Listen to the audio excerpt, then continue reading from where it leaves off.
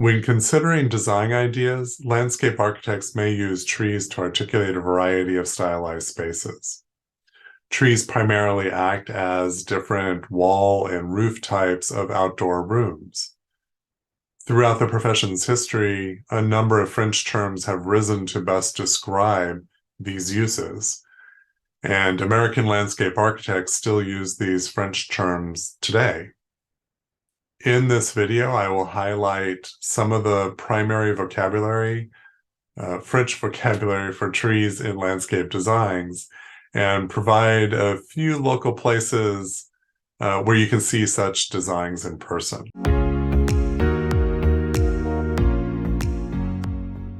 So let's go over some of those terms. The first one is bosque. A bosque is literally a natural or a naturally occurring woodland or forest area adjacent to a stream, creek, or river, any kind of waterway.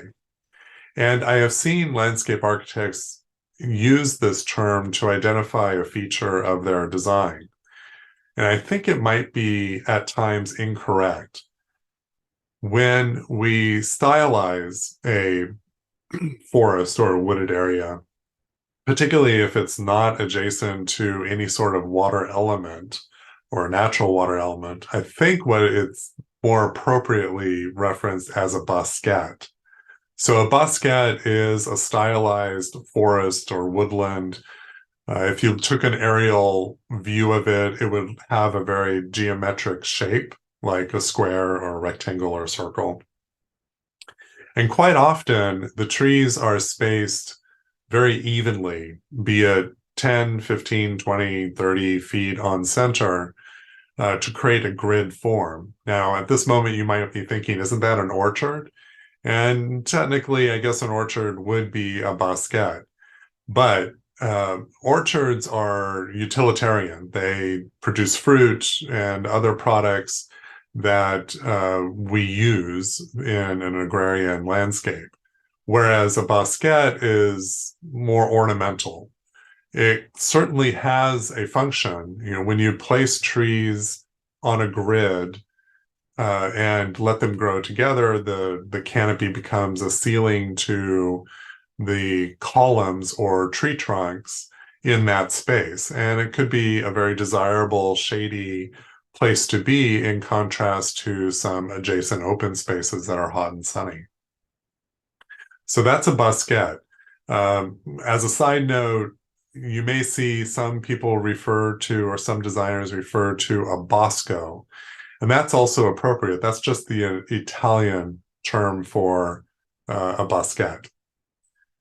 The third one is an allée, and an allée, like a bosquet, is evenly spaced trees. However, they flank the sides of a pathway or a driveway, or if you think of it, street trees on any tree-lined street are basically an allée of trees. So this came from the old estates where they would have long driveways, and on either side of the driveway, there would be trees spaced anywhere from, I would say 12 to 25 feet apart. Typically the same kinds of trees on both sides, so they frame the pathway. It's also used for smaller walkways in an intimate garden, if you will. And I'll give you an example fairly soon.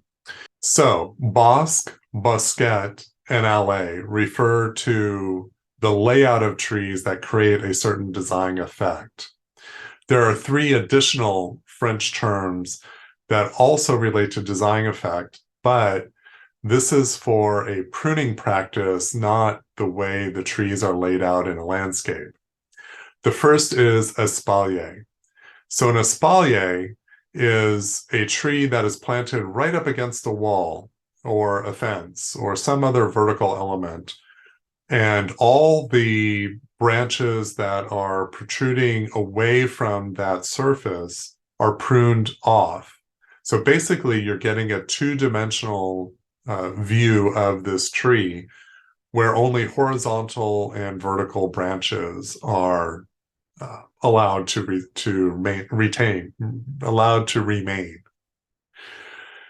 And so this has very dramatic effect against a wall, similar to a vine might have.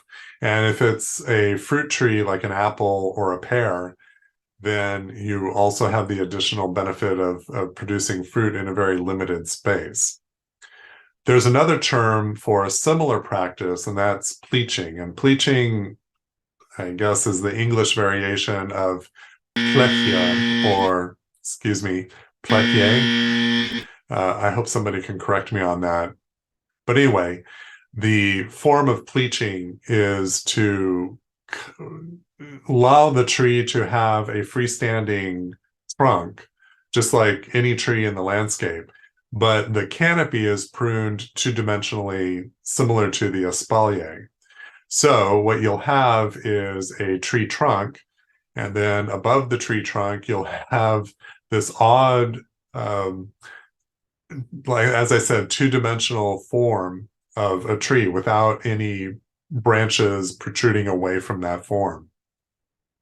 And the way this is used is to plant trees together, like on a spacing of maybe anywhere from 6 to 15 feet apart.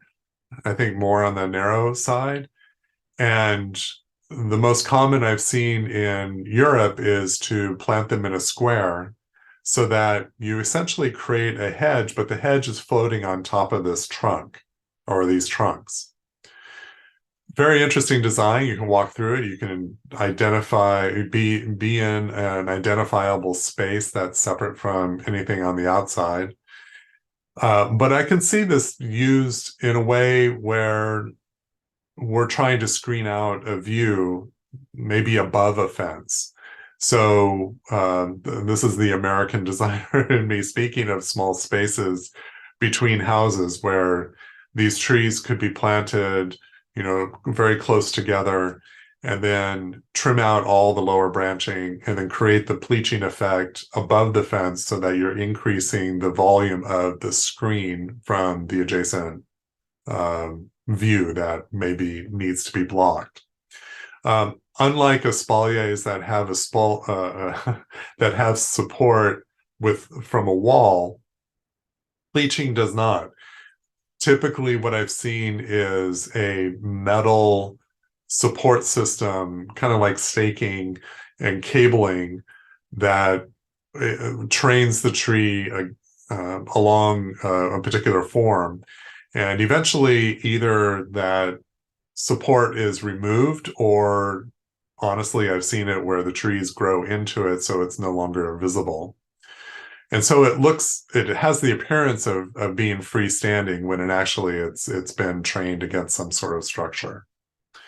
And finally, there's pollarding. Pollarding is commonly used here in the United States to bluntly prune a tree so that every year there forms kind of an odd knuckle, if you will, at the end of the branch.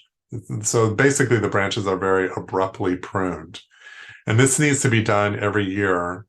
It creates a very sculptural effect with the trees.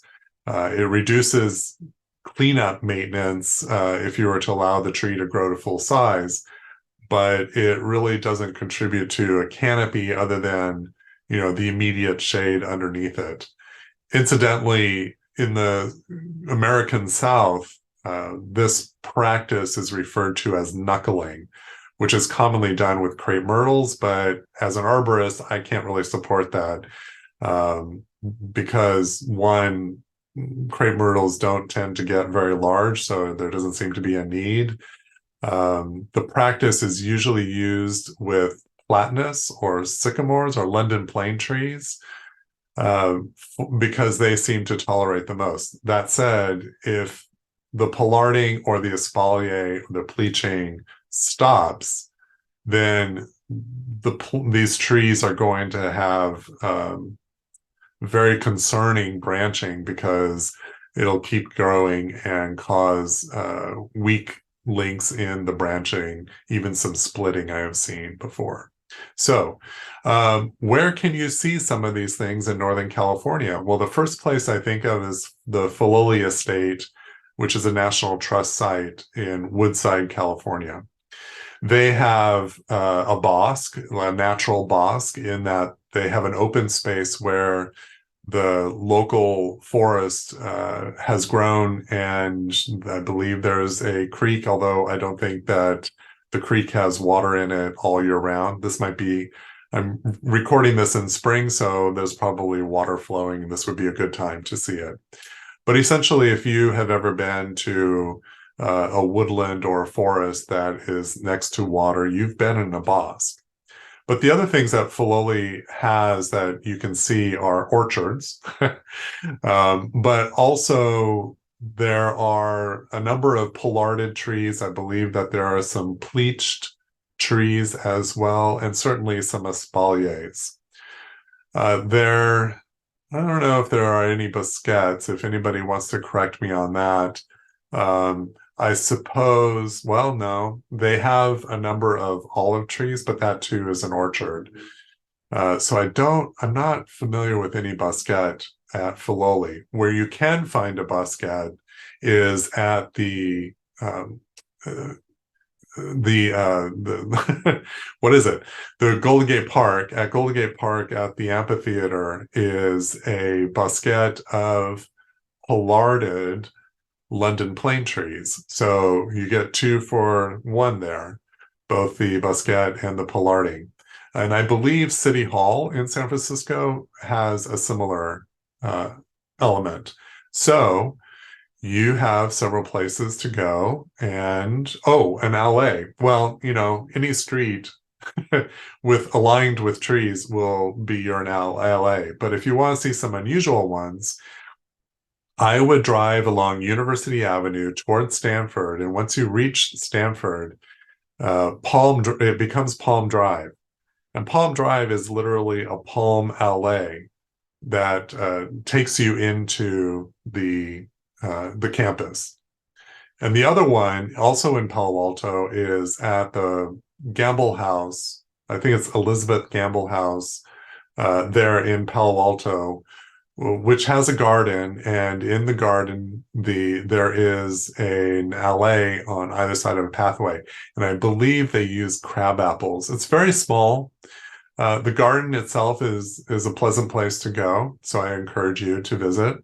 But there you are. There are places you can go to see a bosque, a bosquet, an allée, and even some espaliered pleached and pollarded trees.